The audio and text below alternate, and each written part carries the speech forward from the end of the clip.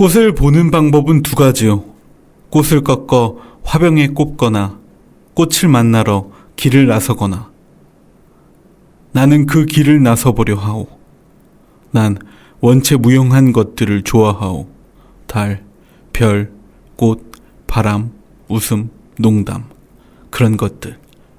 그렇게 흘러가는 대로 살다 먼 곳에서 죽는 것이 꿈이라면 꿈이요. 공동체 라디오 단원 FM 88.7MHz 심야식물원 박성우입니다. 노래 듣고 와서 오늘은 죽은 로맨티스트들의 사회 이야기해 보겠습니다. 이색의 낭만, 젊음, 사랑 듣고 오겠습니다. 밤이 찾아와 아무도 몰래 멀리 떠나자. 아침 햇살이 우릴 비춰도 계속 춤추자. 너를 사랑해. 우린 낭만이란 배를 타고 떠나갈 거야. 우린 젊음이란 배를 타고 떠나갈 거야. 우린 사랑이란 배를 타고 떠나갈 거야. 아무것도 모르지만 우린 괜찮을 거야. 길을 잃어도 우리 서로 꼭 붙잡고 있어. 나를 안아줘. 따스한 아침 햇살과 우리 둘의 사랑은 영원할 거야. 우린 낭만이란 배를 타고 떠나갈 거야. 우린 젊음이란 배를 타고 떠나갈 거야. 우린 사랑이란 배를 타고 떠나갈 거야. 아무것도 모르지만 우린 괜찮을 거야. We don't know 어디로 가고 있는지, 어디 있는지. yeah, yeah, yeah. We don't care. 어디든 같이 떠나자. 괜찮을 거야. 낭만이란 배를 타고 떠나갈 거야. 우린 젊음이란 배를 타고 떠나갈 거야.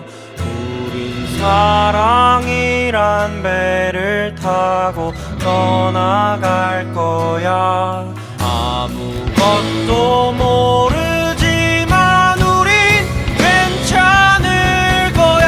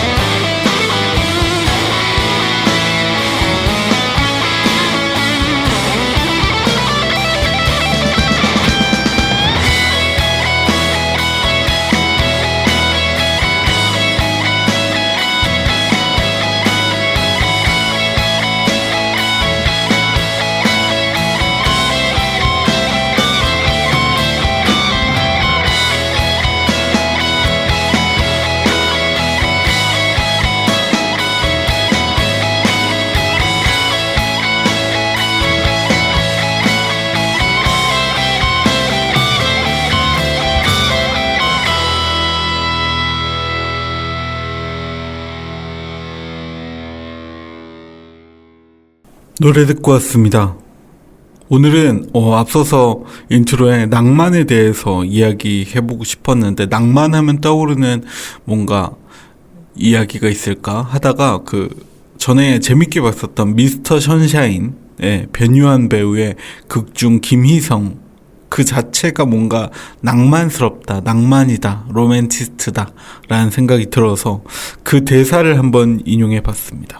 무용한 것을 사랑한 김희성. 참 요즘 같은 시국에 많은 의미와 이야기를 주는 것 같아요. 뭐 잘 만든 작품이야 언제든 계속 회자가 되는 그런 부분들이 있는 것 같아요. 시대를 관통하면서 이야기하는 것들. 그래서 오늘은 좀 낭만에 대해서 얘기해보고 싶었어요. 제법 가을에 가까워진 것 같아요. 그래서 좀 찬바람도 불고, 저녁 되면 시원한 바람도 불고, 너무너무 더웠기 때문에 이 작은 찬바람이 더 기쁘게 와닿는 것 같아요.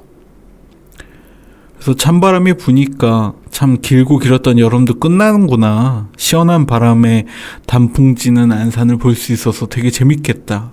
공원에 한번 꼭 나가봐야지. 이런 생각이 들었어요. 그러다가 또 싱숭생숭한 마음이 들더라고요. 내가 가을을 타고 있나? 가을을 타나? 이런 생각이 들었어요. 그래서 가을 탄다? 되게 오랜만에 들어보는 것 같은데. 가을 탄다는 말이 되게 새롭게 들리네. 되게 새로운 감정이 드는 말이구나. 이런 생각이 들었어요. 옛날에는 가을 탄다는 말 좀 자주 썼었잖아요. 기존의 텔레비나 뭐 이런 데서도 자주 사용했었던 말인 것 같은데 요즘은 좀 잘 안 쓰게 되는 것 같아요. 가을 탄다? 자주 못 듣는 것 같아요. 가을 탄다는 게 가을이 사람에게 주는 그 들뜨는 마음, 그런 것도 있잖아요. 서운함, 시원함, 이런 것들을 표현하는 단어였던 것 같은데 요즘은 잘 안 쓰게 되는 것 같아요. 가을에 대한 마음의 감정선을 이야기하는 것들이 좀 잘 안 이루어진다 할까요? 그래서 요즘 사람들은 가을 안 타나? 이런 생각도 했어요. 요즘 사람들은 뭔가 이렇게 강해서 가을 탄다는 말을 안 쓰나? 근데 불현듯 낭만에 관해서 떠오르게 되더라고요. 낭만이 사라진 시대여서 가을 탄다는 말이 사라졌나? 우리가 생각했던 낭만과 점점 시대가 멀어지는 것 같다. 이런 생각이 들었죠. 작금의 낭만은 비효율, 사치로 여겨지는 것 같아요. 실효적 가치와 거리가 먼 효용성 있는 삶과 대적되는 낭만은 무가치하고 무용한 것. 사랑, 노래, 별빛, 사람, 파도, 동정. 문학은 우리가 부리던 낭만을 우리의 시대가 보통의 삶과 맞바꾼 것이라고 생각해요.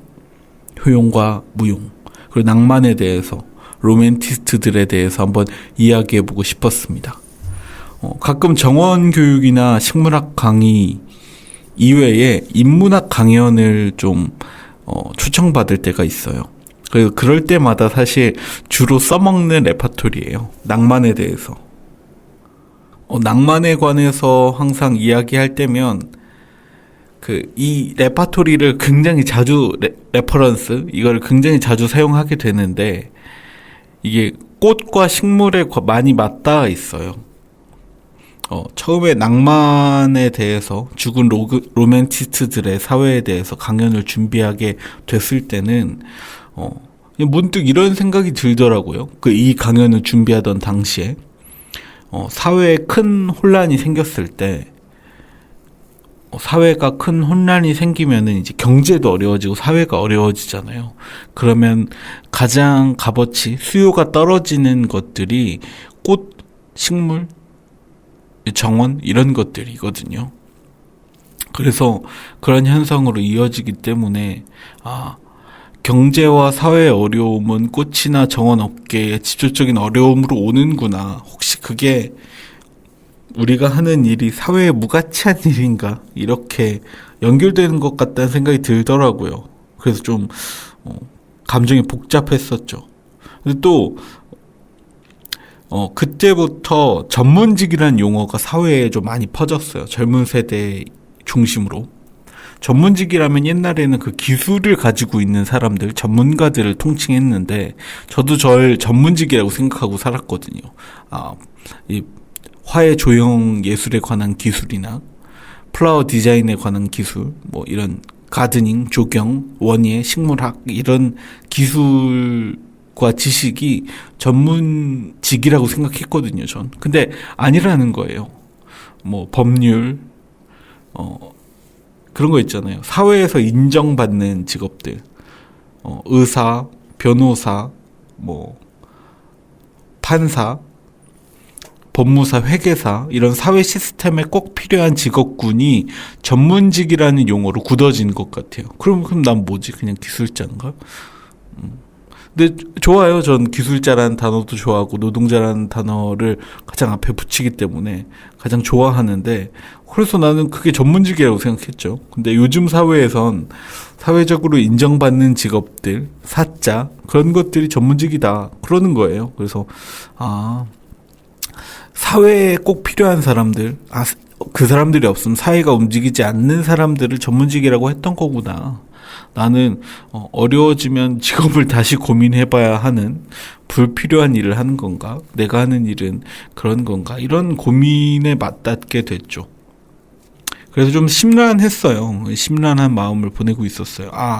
나는 이 코로나나 경기 침체 같은 때 사회가 사람의 힘을 필요로 할 때 힘을 보탤 수 없는 사람일까? 내가 그런 직업으로서 살아가는 건가? 그래서 좀 가슴이 아팠었고 좀 고민이 됐어요. 그럼 내가 이런 힘든 사회에서 일원할 수 있는 부분은 뭘까? 내가 사회 구성원으로서 사람들에게 해줄 수 있는 게 뭘까? 이런 생각을 하게 됐었죠. 근데 또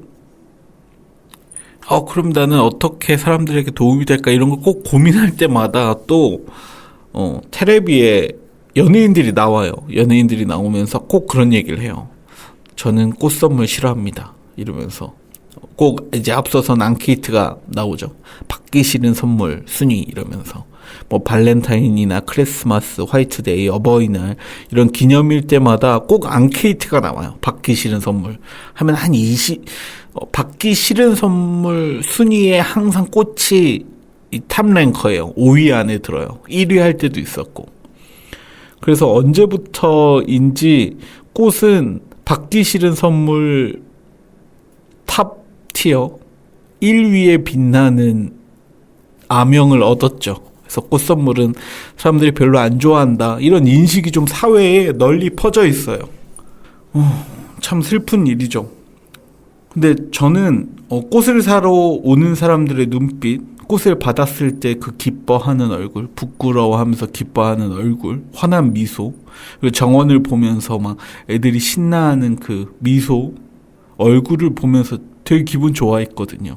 그리고 또 그 아이들의 손을 잡고 그 정원에 입장하는, 정원에 오는 그 부모님들도 어린아이 같아지는 그 표정을 전 굉장히 좋아하는데, 그런 것들이 뭔가 사회에 사람들의 가치에 떨어진다라는 생각을 하니까 그게 좀 슬프더라고요. 이런 인식들, 사회의 전반적인 인식과 내가 바라보는 사람들의 인식의 괴리가 언제서부터였는지를 돌이켜보면 어떤 것 때문일까? 이런 걸 생각해 보다가 떠오른 영화가 있었어요. 그 영화는 죽은 시인들의 사회였습니다. 피터 위버 감독, 로빈 윌리엄스 주연의 죽은 시인들의 사회인데요. 뭐 대부분 봤던 영화고 토요 영화나 그런 데서 자주 나왔던 영화라 안 보신 분들은 없겠지만, 그 영화를 보면 제가 생각했었던, 고민했던 부분과 맞닿아 있는, 관통하는 이야기를 해줘요. 그때의 대사가 시를 이제 로빈 윌리엄스가 시에 관해서, 문학에 관해서 설명하는 시간이었는데 이런 대사를 합니다. 시는 아름다워서 읽고 쓰는 것이 아니다. 인류의 일원이기에 읽고 쓰는 것이다. 인류는 열정으로 가득 차 있어. 의학, 법률, 경제, 기술 따위는 삶을 유지하는 데 필요해. 사회를 유지하는 데 필요해. 하지만 시와 예술, 낭만, 문학은 사랑은 삶의 목적인 거야. 휘트먼의 시를 이용하자면 오 나여, 오 생명이여, 수없이 던지는 이 의문, 믿음 없는 자들로 이어진 도시, 바보들로 넘쳐 흐르는 이 도시, 아름다움은 어디서 찾을 것인가? 오 나여, 오 생명이여, 답은 한 가지, 내가 거기 있다는 것, 생명과 존재가 있다는 것. 화려한 연극은 계속되고 너 또한 한 편의 시가 된다는 것. 뭐 이런 대사였습니다. 우리는 사회의 일원으로서 사회의 필수 시스템인 경제, 의료, 법률 이런 것들로 보호받고 의지하고 그 시스템을 믿고 있습니다. 그리고 그 시스템으로 보호받고 있습니다. 하지만 삶이란 연극, 이 화려한 연극, 이 삶의 목적은, 그리고 삶을 나아갈 수 있게 해주는 것들은 시, 사랑, 예술, 문학, 낭만이라는 것. 그것이 캡틴과 휘트먼이 말하고자 하는 것 같습니다. 그 속에서 정원이나 꽃 한 송이는 분명히 무용한 가치로 보일 거예요. 사회 시스템 안에 속에선 요즘 얘기하는 고가치, 저비용 고가치, 고효율의 것들 속에선 꽃이나 정원은 무용한 가치로 보이겠죠. 근데 우린 그 무용한 가치를 낭만으로 바라봐 오면서 살아왔어요. 그런 시절들을 보내왔죠. 그 속에서 꽃 한 송이의 삶의 이유는, 꽃 한 송이는 삶의 이유를 찾는 데 도움이 줬었다는 거죠. 그것이 삶의 이유가 돼줬다는 거죠. 저녁 때 육아로 지친 어머니에게 아버지가 꽃 한 송이를 들고 오늘 정말 고생했어요 하면서 전달해주는 그 장미꽃 한 송이. 저녁 밥을 먹으면서 아까 받은 꽃향이 날 때 다시금 나의 노력과 나의 고단함을 인정해주는 사람이 내 앞에 있다는 걸 다시금 인지하게 되는 그 과정. 그리고 다시금 힘들 때 말린 꽃을 보면서 우리의 시절 다시 되돌아보는 그런 것들이 우리의 삶의 이유가 되줬었죠. 근데 그 이유들을, 그 삶의 이유가 되줬었던 낭만을 잊어가는 사회가 된다는 게 전 굉장히 슬픈 사실인 것 같아요. 그리고 현실이기도 하고. 젊은 사람들이 꽃 선물을 저효용과 무가치에 빗대어서 받기 싫은 선물로 포장하는 것 같아 슬펐어요. 요즘은 꽃 선물을 뭐라고 부르는지 아세요? 예쁜 쓰레기라고 부릅니다. 이쁜 쓰레기라는 뜻은 누구나 쉽게 쓰는 표현이기도 하고요. 널리 사용되기도 합니다. 이쁜 쓰레기.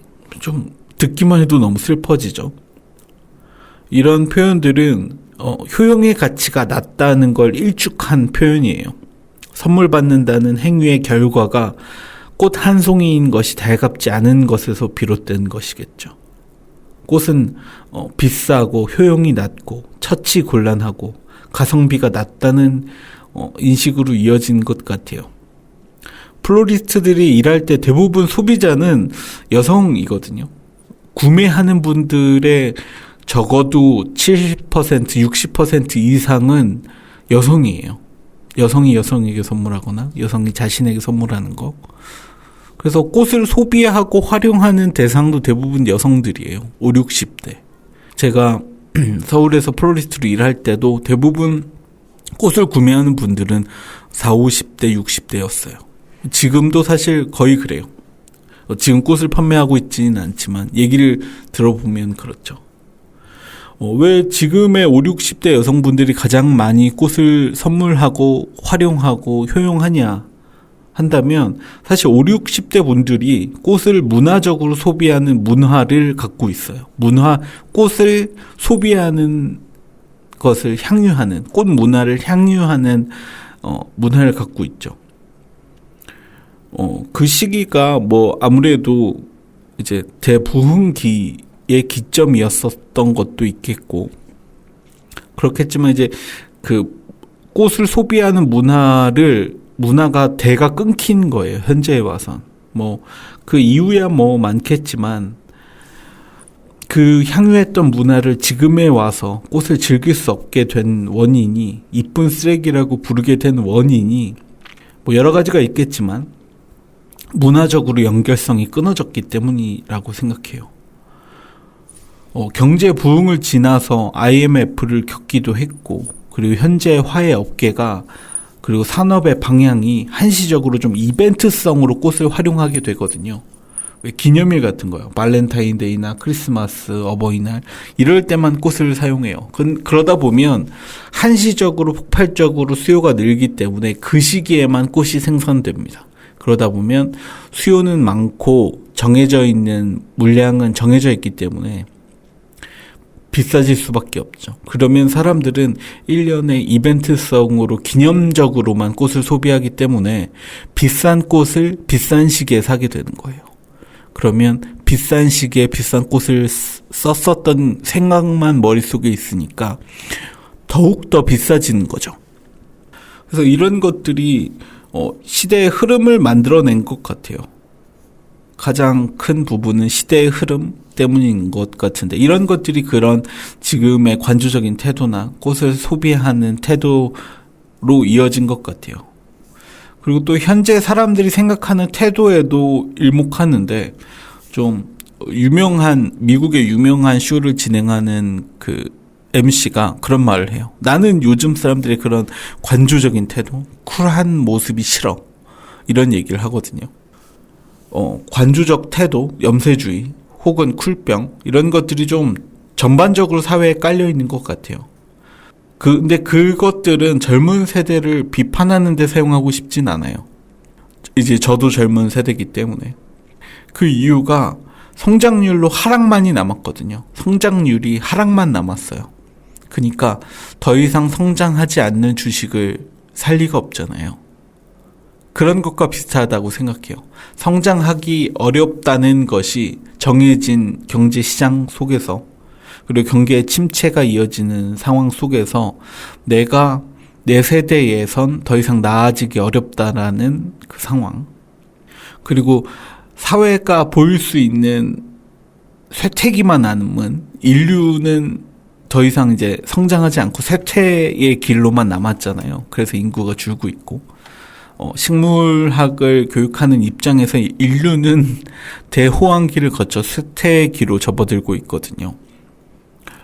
소나무처럼요.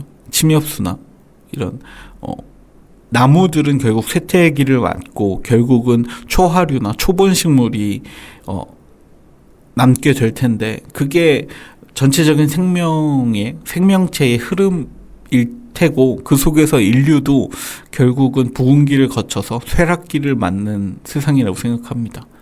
사회가 아이를 낳지 않는 이유를 여러 가지 대안을 제시해 보겠지만, 사실 높아진 이상, 그리고 그 이상을 이루기엔 턱없이 없는 자원, 너무나도 한정된 자원들, 그 속에서 내가 행복이라는 기준 안에, 가이드라인에 맞춰서 내 삶을 더 이상 이어나가기 어렵다라는 그 상황들이 아이를 낳기 어렵게 만드는 상황일 테고, 그것들이 염세적인 태도나 아니면 관조적인 태도로 나아가는 이유라고 생각합니다.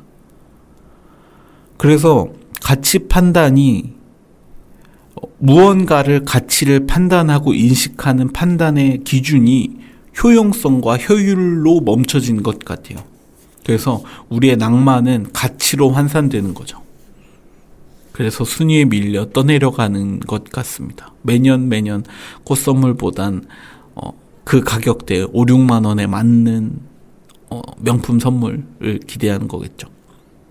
스카프나 저 자신한테도 선물을 하라면 꽃다발과 함께 뭘 선물할 거예요. 그렇기 때문에 꽃을 만드는 나 역시도 그런데 다른 사람들은 얼마나 그렇겠어요.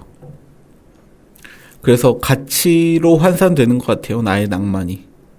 하지만 그 속에서 분명한 건 낭만을, 꽃을 효용적으로 판단하고 무가치한 것이라 인식한다면 그것에서 남기는 것은 꽃다발을 받지 못하는 나 자신이라는 것. 꽃을 예쁜 쓰레기로 일축한다면, 효용성 낮은 것이라고 판단한다면 결국 그 꽃다발을 받지 못하는 건 날 거라는 것. 그것은 분명합니다.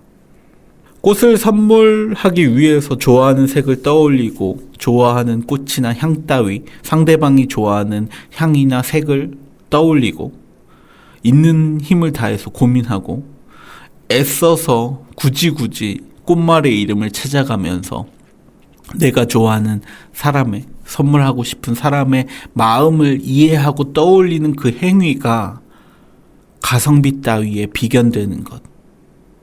우리의 낭만의 가치를 수치화시키는 것. 그건 스스로를 대하는 태도라고 생각합니다. 자신을 대하는 태도에 따라 그 태도를 정하면서 그 가치를 매기는 작금. 지금은 스스로를 대하는 태도에 그 가치를 매기고 그 가치에 따라서 상대방을 평가하는 것 같습니다. 누군가를 평가하기 좋아하는 세상이니까요. 근데 사실 돌이켜보면, 그리고 제가 이 꽃을 만져온 시간 동안 바라봐 오면 꽃을 싫어하는 사람은 없어요. 정말 꽃을 좋아해요. 사람은, 인간은. 왜냐면 그 꽃은 자신과 닮아 있다 생각합니다. 자신이 사랑하는 것과 꽃은 닮아 있다 생각합니다. 누구나 원합니다. 화려하게 피었다가 화려하게 져버리곤 아름다웠던 향과 형태는 온데간데 없이 열매를 맺는 꽃. 그 아름다운 꽃송이가 피어난 이유는 가치와 효용에 있는 것이 아닌 열매를 맺은 후에나 알게 되는 것. 그것이 꽃이기 때문에 피어나고 진 이후에나 열매를 맺은 뒤에나 꽃이 핀 이유와 가치를 알게 되는 것. 곧 인간과 닮았다 생각합니다. 그래서 인간과 꽃은 닮았기에 인간은 꽃을 좋아한다 생각합니다.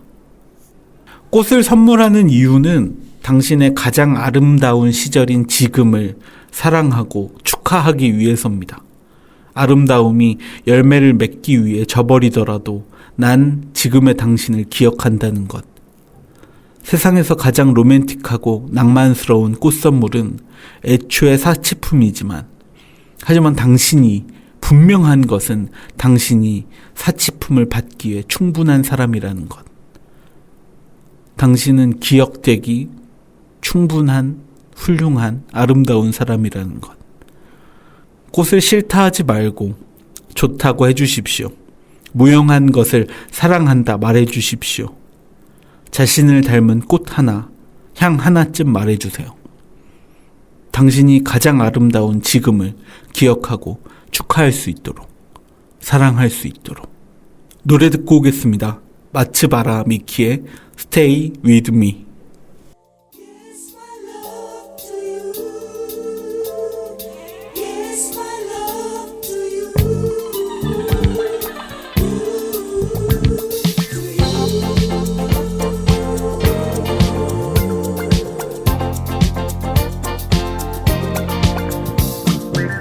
Watashi wa watashi, あなたはあなたと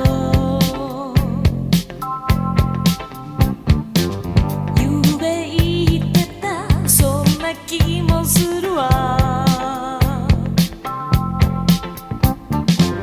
グレーのジャケットに見覚えがあるコーヒーのシミ、相変わらずなのね。ショーウィンドウに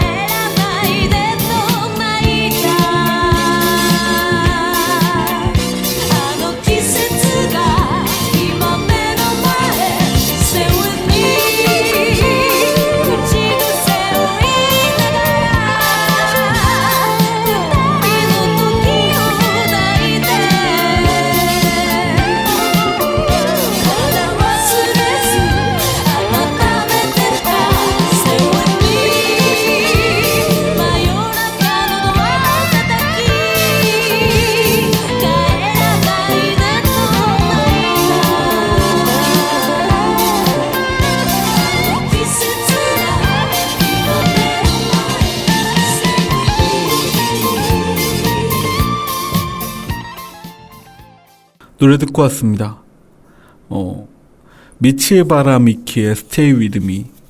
뭔가 복고 레트로 요즘 유행했었던 시티팝 그리고 Y2K 이런 것들을 좀 대변하는 곡을 떠올리다가 이 노래가 제일 시티팝과 관련돼서 그 과거의 유산에 관련돼서 얘기를 하는 낭만에 대해서 얘기를 하면 떠오르는 곡이지 않을까 해서 외국곡이지만 뭔가 우리들의 향수를 자극할 만한, 이상하게 이 노래는 세대를 건너뛰어서 모두의 향수를 자극하는 것 같아요. 그래서 이 노래를 들고 왔습니다.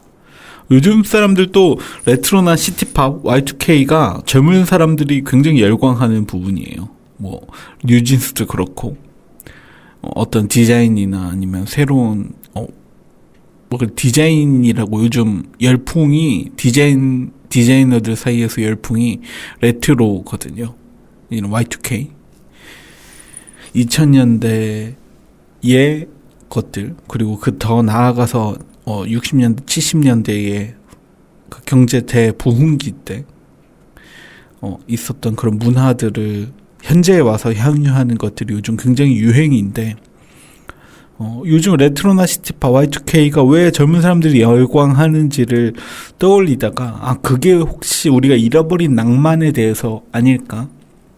낭만이 우리들을 과거에 묶어둔 것이 아닐까? 그런 생각이 들었어요. 젊은 사람들은, 그러니까 현재의 삶을 사는 사람들은 사실 그렇죠. 경제학적으로 우리가 과거의 위상처럼 경제 대부흥을 이루면서 모두가 아파트 한 채씩 사고 서울권에 살면서 좋은 문화와 좋은 즐길 거리들을 즐기면서 살 수 없을 거라는 확신이 들거든요. 그리고 확신이 있고 그게 데이터화 돼 있으니까 개인은 어떨지 몰라도 사회는 전반적으로 우하락하게 돼 있는 상황이기 때문에 이렇게 경제 침체 속에서 우리가 더 이상 나아가지 못한다는 것을 알게 됐을 때 우리는 어떻게 살 것인가?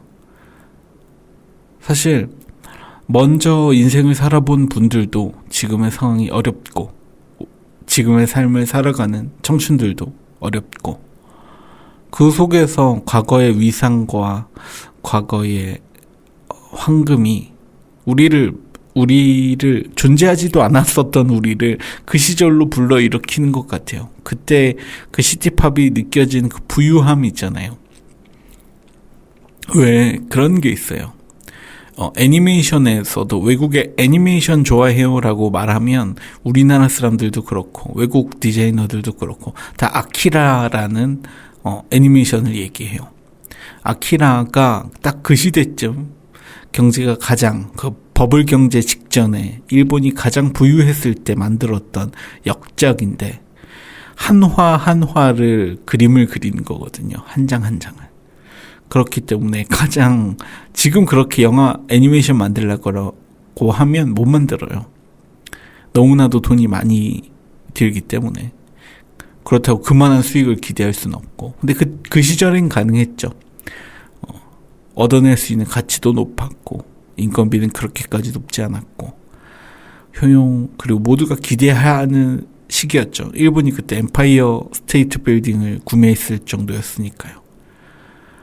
그러니까 그 시절을 그리워하는 것 같아요. 사람들은 존재하지 않았지만 그래도 그 시절, 인간이 가장 부흥했던 그 시절을 떠올리는 거겠죠. 그 속에서 살고 싶은 그 마음, 그 욕망이 지금의 레트로나 시티팝, Y2K를 좋아하게 되는 부분인 것 같아요. 그래서 그것들이 우리가 잃어버린 낭만 아닐까, 그런 생각이 들었습니다.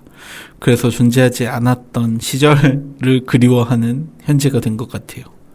그래서 오늘은 꽃과 낭만에 대해서 얘기해 보고 있습니다. 레트로와 시티팝, Y2K는 열풍이자 트렌드이고 황금기의 시절을 살지 못했던 젊은 세대가 그토록 과거의 문화를 사랑하게 됐는지 고민해 봤습니다.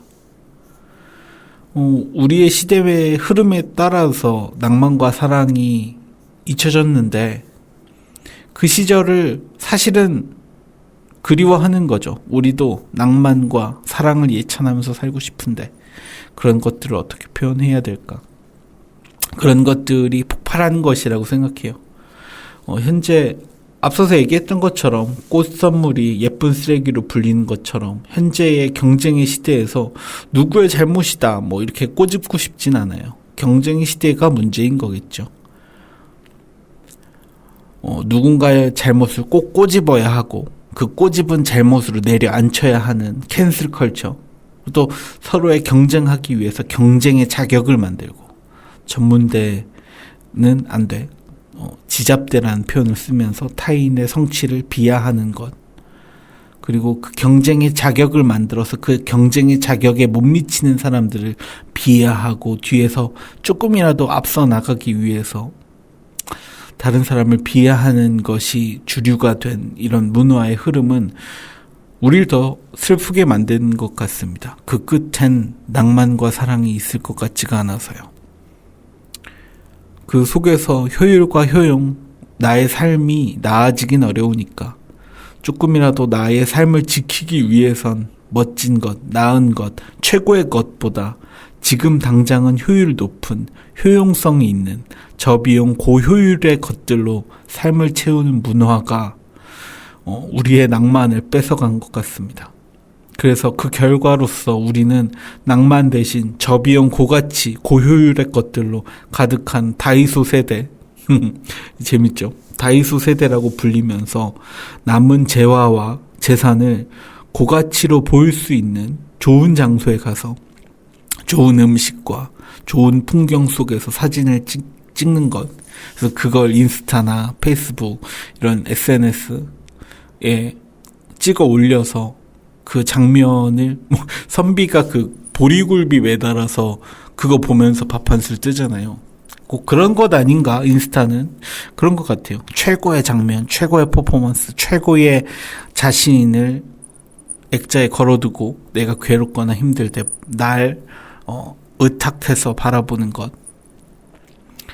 슬프지만 현재에 살아가는 사람들, 나이를 떠나서 세대를 떠나서 모두가 SNS는 하니까 모두가 그런 방향으로 바라보게 되는 것 같아요. 그런 것들로 낭만을 대신 채우는 것 같아요.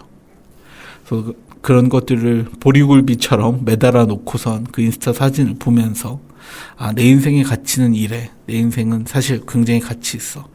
그래야만 깨닫게 되는 거겠죠. 그리고 또 사람들이 하트도 눌러주고 그런 것들이 우리의 낭만과 사랑을 대체해 준 것 아닌가 라는 생각을 합니다. 근데 분명한 것은 누구의 탓도 아니고 누구의 문제도 아니고 그냥 시대의 흐름이 이렇다는 것. 그 시대가 우리를 가엾게 만든 것 같아요. 그렇더라도 더욱이 우리는 낭만을 찾아야 한다고 생각합니다. 저도 꽤나 영세적이고 관조적인 쿨병에 휩싸여 있었어요. 저도 낭만과 사랑과 행복과 거리가 먼 삶이라고 생각했습니다.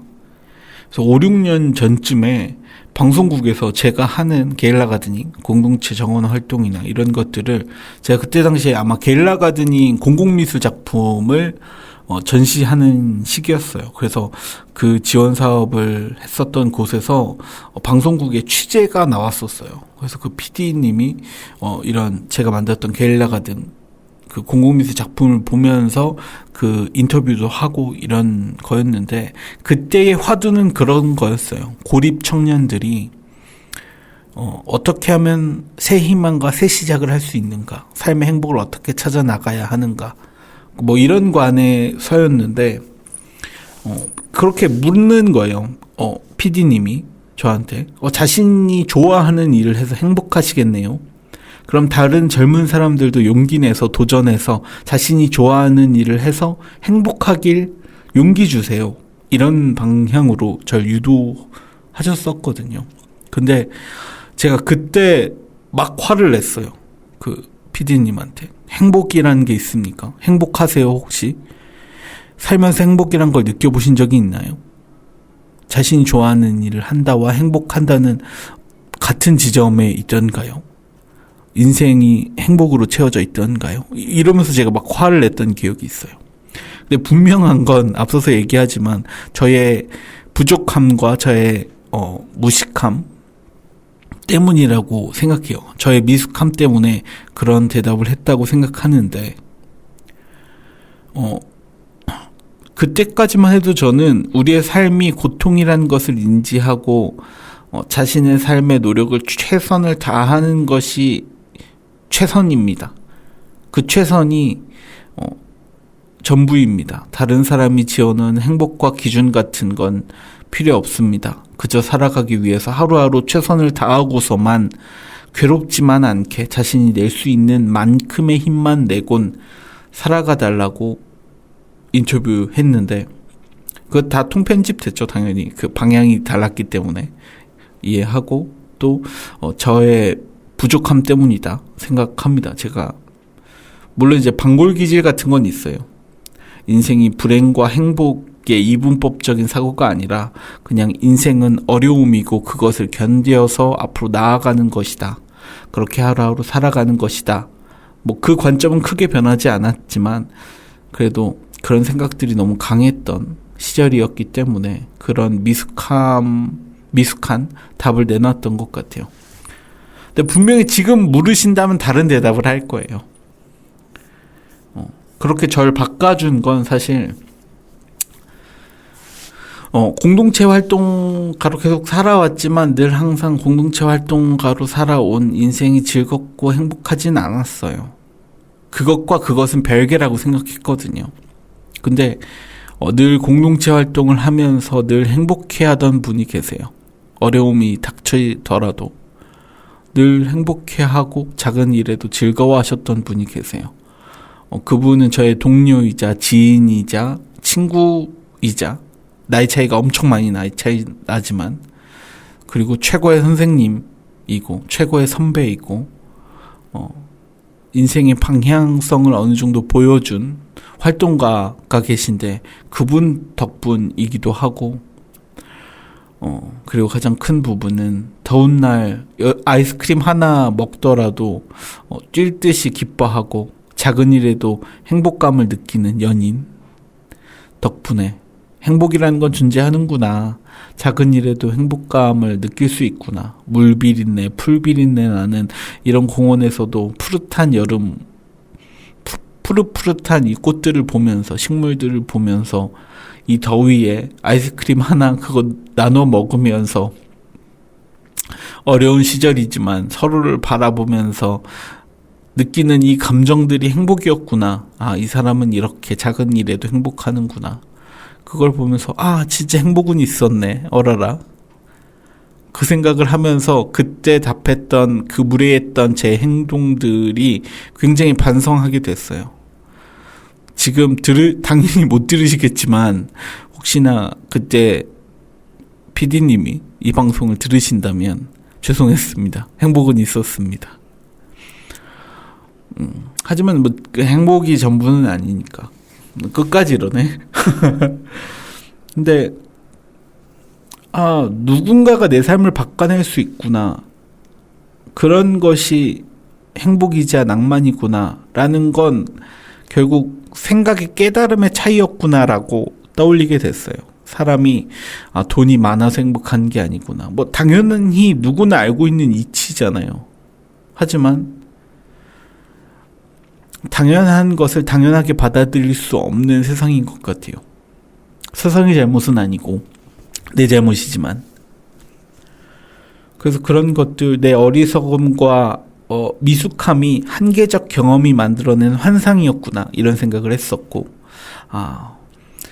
부조리를 견디는 것은 단순히 견딤 하나가 아니고 작은 낭만과 사랑이구나 이런 것을 알게 됐습니다. 아르투어 쇼펜하우어가 인생은 고통, 최악으로의 세계로 라는 책으로 이야기를 하면서 염세주의의 시작이라는 평을 받고 있지만 사실 저는 제가 굉장히 제 고향이도 쇼펜하우어니까 굉장히 좋아해요. 쇼펜하우어를.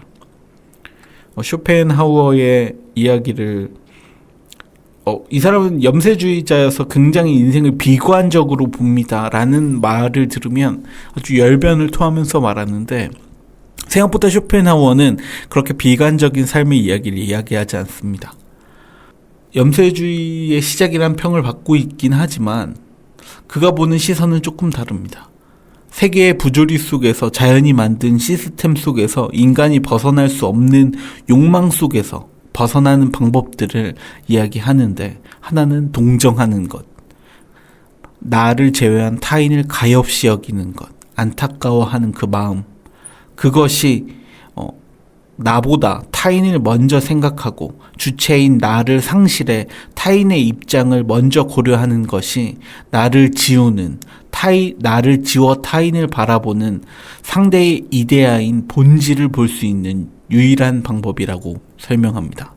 다른 사람을 가여워하는 마음, 다른 사람을 가여워하는 그 마음 속엔 다른 사람을 이해하려는 그 의도가 있기 때문에, 그 속에선 내가 지워지기 때문에 사람의 본질을 바라볼 수 있는 방법이라고 생각합니다. 그래서 또 이 속에서 요즘 떠오르는 화두가, 푸바오가 한국을 떠나면서 막 우는 사람들을 비하하고 조롱하는 사람들이 많은데, 그 상냥한 마음을 바라볼 수 없는 세계, 타인을 자신보다 먼저 생각하고 나보다 다른 이를 본질대로 이해하는 것이 어려워진 이 시절이 너무 낭만 없는 시절이 아닌가, 이런 생각도 들었어요. 타인을 안타까워하고 사물을 이해하는 그 과정은 우리가 사회 속에서 삶의 부조리와 자연 시스템이 부연한 고통 속에서 벗어나는 유일한 방법이라는 것은 요즘 다시금 쇼펜하우어가 화두되면서 책꽂이에 꽂혀있는 우리에게 말하고 싶은 본질이라고 생각합니다. 쇼펜하우어가 말하는 인간의 욕망에서 벗어나 사물의 본질인 의지, 즉 이데아를 발견할 수 있는 방법으로는 앞서 얘기했던 동정하는 것, 다른 사람을 안타까워하는 그 마음과 자연 속에서 자연을 경외하며 추앙하거나 미술품 속에서 자신을 지우곤 그 미술품을 몰입하는 것에 대해서 이야기합니다.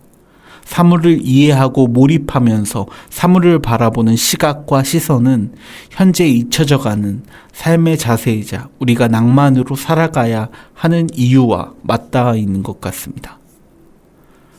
우리가 낭만적으로 살아야 하는 이유는 그런 것들이죠. 우리의 고통과 괴로움이 결국은 끝나지 않을 것임을 우린 알고 있지만 이것들을 살아가기 위해선 낭만이 필요하다. 작은 조각들의 낭만으로서 우린 살아갈 수 있다. 그런 이야기이기 때문에 쇼펜하우어가 다시금 인기를 끌고 있는 것이라 생각합니다. 그래서 우린 낭만으로서 살아가야 한다. 그런 얘기를 하고 싶었어요. 낭만적으로 살자. 낭만으로 점철된 낭만적인 인생으로 다시 되돌아가자. 우리는 결국 얻어낼 수 있는 건 없어요.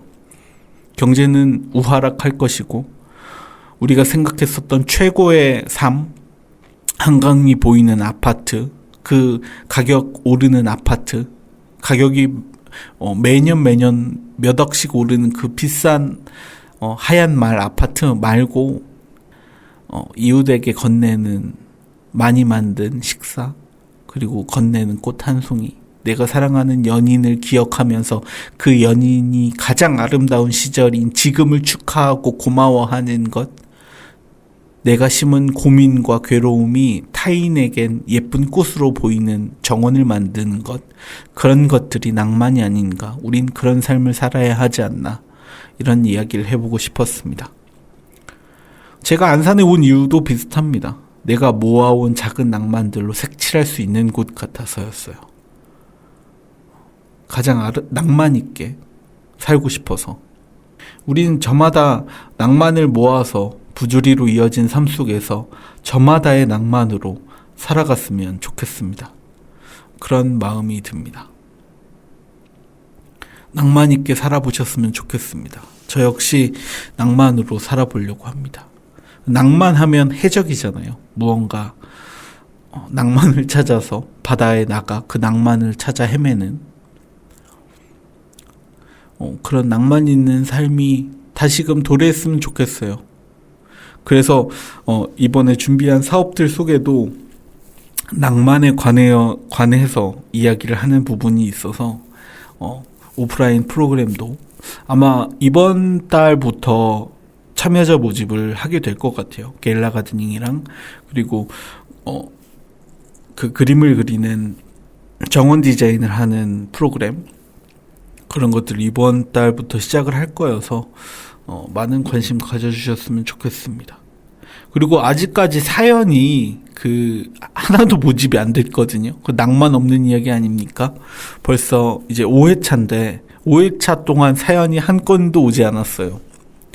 그래서 좀 슬퍼지고 있거든요. 그래서 자신이 생각하는 고민이나 삶의 방향이나 그리고 식물에 관한 궁금한 점들, 우리 집 식물은 왜 이렇게 죽죠? 이런 것들 있잖아요. 물 잘 줬는데 죽어요. 이런 것들, 그런 것들도 사연으로 남겨주시면 제가 꼭 그날 소개했던 식물들과 함께, 씨앗과 함께 보낼 테니까 사연 좀 보내주십시오. 사연은 tfog6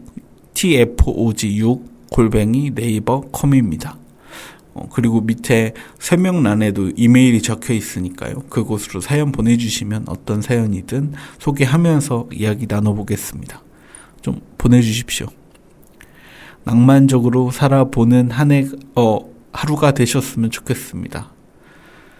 마지막 곡은 혁오의 Die Alone 듣고 다음 주에 찾아뵙겠습니다. 공동체 라디오 단원 FM 88.7MHz 심야식물원 박성우였습니다. 다음 주에 뵙겠습니다.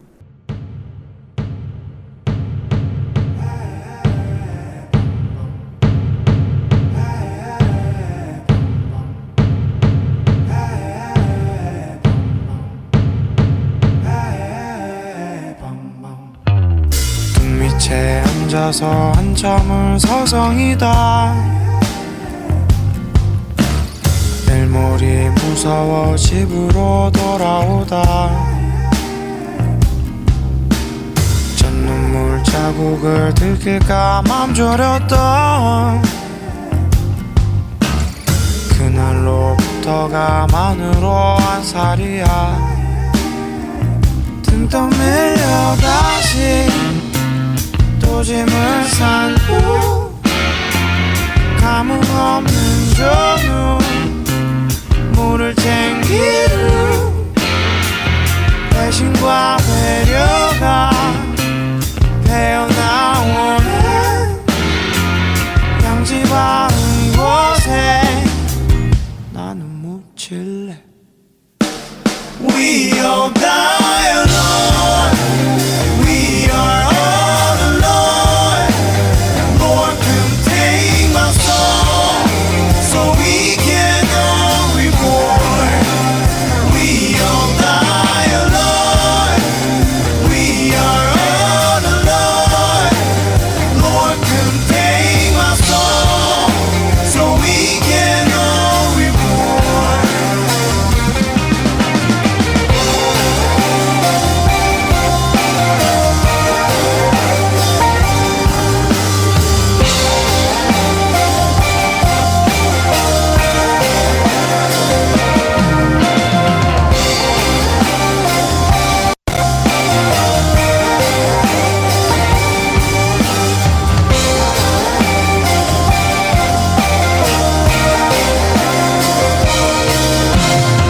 떠난 사람은 얼른들 줄을 서요. 눈을 부리며 마지막을 외워본다. 그래 어차피 여기 나 있을 곳 아니었고 뚝을 넘어 줄은 길게도 늘어져 끝이 없네. 등 떠밀려 다시 또 짐을 싼 후 감흥 없는 전후 물을 챙기는 배신과 배려가 배어나오는 양지 바른 곳에 나는 묻힐래. We all die alone. We are all alone.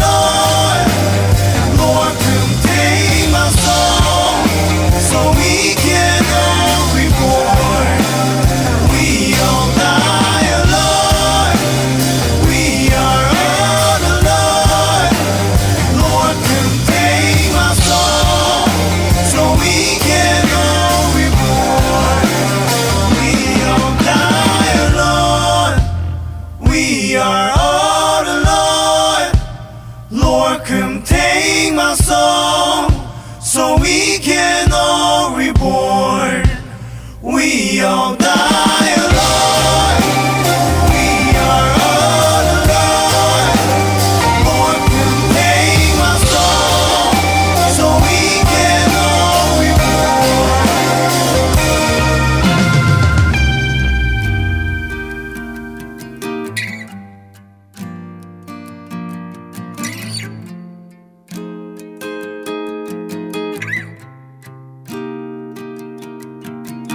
날 떠날 사람은 얼른들 줄을 서요. 눈을 부리며 마지막을 외워본다. 그래 어차피 여기 나 있을 곳 아니었고 뚝을 넘어 줄은 길게도 늘어져 끝이 없네.